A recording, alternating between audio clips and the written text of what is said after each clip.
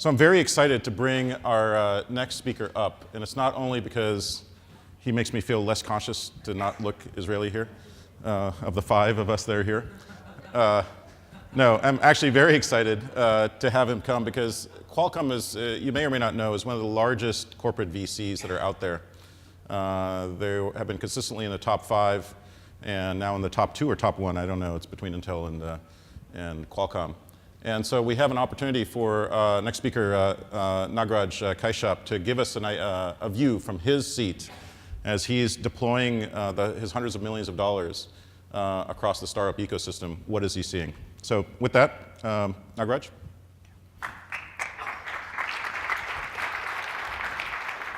Thanks.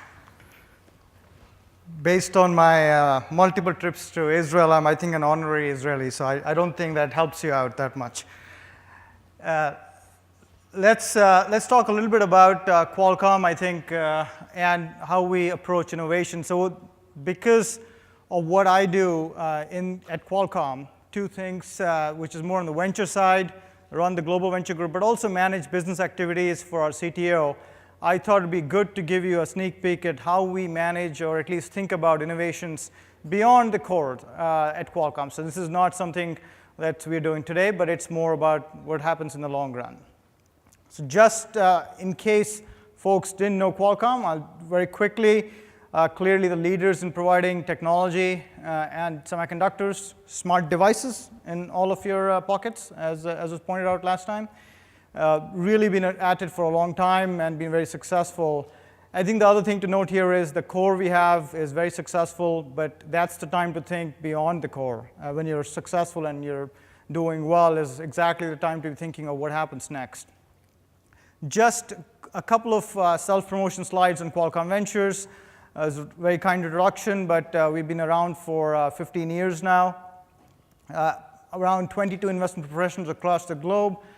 130 plus investments now active. As you see, we're in 7 regions.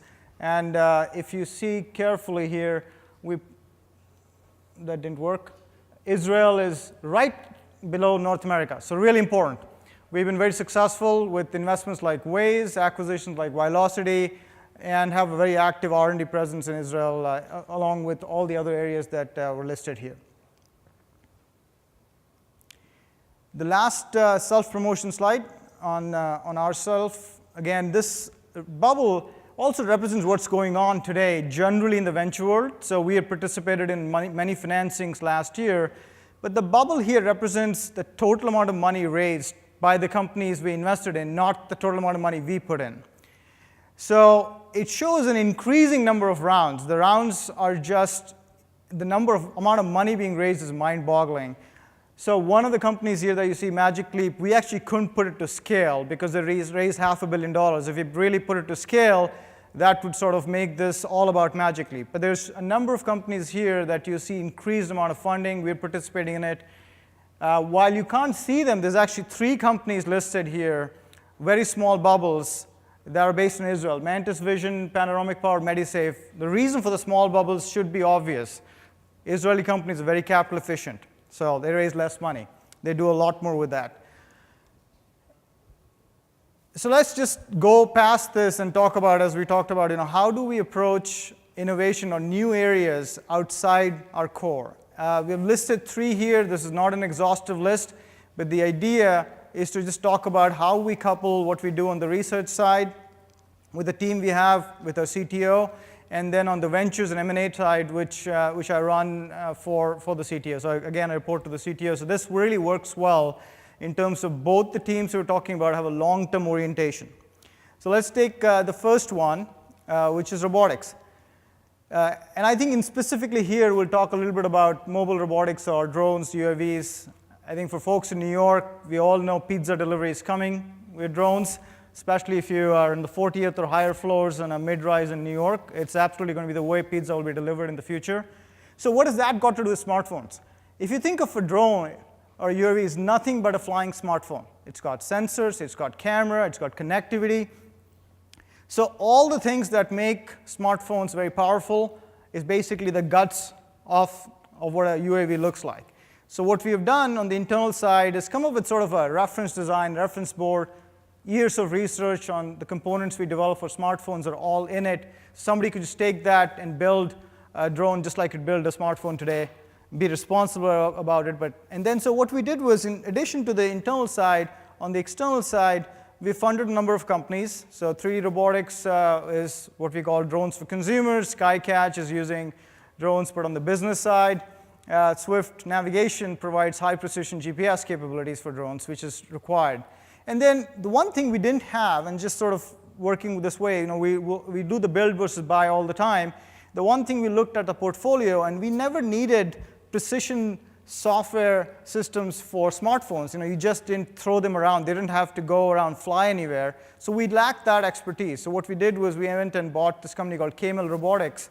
That's out of Philadelphia, a spin of UPenn. And so that complements what we have on the smartphone side. We add that, and lo and behold, we have a full platform that can be used by UAVs. So this sort of shows how we start something internally, we figure out what we need, we do some investments that we can basically help the companies in our ecosystem, learn from them, and as needed, we'll buy also. The next one, and these are sort of all going to be somewhat connected, at least in the end. The next one is sort of computer vision. What we did on the CTO's team side is, we figured that computer vision is really hard. Actually, if you try to do your own program in computer vision, it's hard. Developers don't know how to do that. So we created a very easy-to-use layer called Vuforia that anybody basically could create an app. And it's not later admitted to mobile. We've now got the first few applications that folks are building on drones using CV. So again, a platform that makes doing CV very easy. And similarly, on the external side, what we did was we did a number of investments. Blipper, actually based in New York here, builds AR for a sort of augmented reality platform for brands. Again, used Vuforia in the past. Matterport is a very interesting company that's using 3D visualization to map out physical spaces. So they were now chosen by Redfin, and I think subsequently the real estate industry will really take this on, to be able to see walkthroughs, 3D walkthroughs in real time of the spaces that you're interested in. And so you can do that for museums, real estate, number of different areas. Magic Leap I talked about, that's going to come out with something that is very stealth, but again, in the space of AR, VR. And then similarly, when we first started out, we didn't have some specific expertise on the mobile side for computer vision. We went and bought this company called Imagination that's based in Vienna. Again, sort of bringing the internal and the external together. The last topic is actually something the panel talked about a lot, and is about machine learning. And there's a lot of research going on machine learning. The way we look at machine learning is there's obviously the cloud players that have got a lot of data and are crunching it, whether it's Outbrain using it for recommendations or Facebook doing it for better page views. But there's a class of problems in machine learning that are real-time in nature. And what I mean by that is an example of how you can make your smart device think. If you're taking you take out your camera today and you point it out, whether you're taking a picture of a person in the night, in the day, or a landscape, you really have to figure that out and manually change the mode. Imagine if your phone camera, which is going to be the main camera, is the main camera for most consumers, figures out what it's seeing and in real time changes the camera setting. Now, this form of machine learning is actually not feasible when there's latency going between the cloud and the device. So it's more of a real-time use case. So many use cases like that which will make your smart device even more intelligent, even more smart than it's today. And then you almost have to figure out, you train it once, and then once you get your next device, it sort of transfers over. So that's sort of the thesis behind that. We've, again, done the same thing. We've done a lot of internal work, but we are not the experts in everything.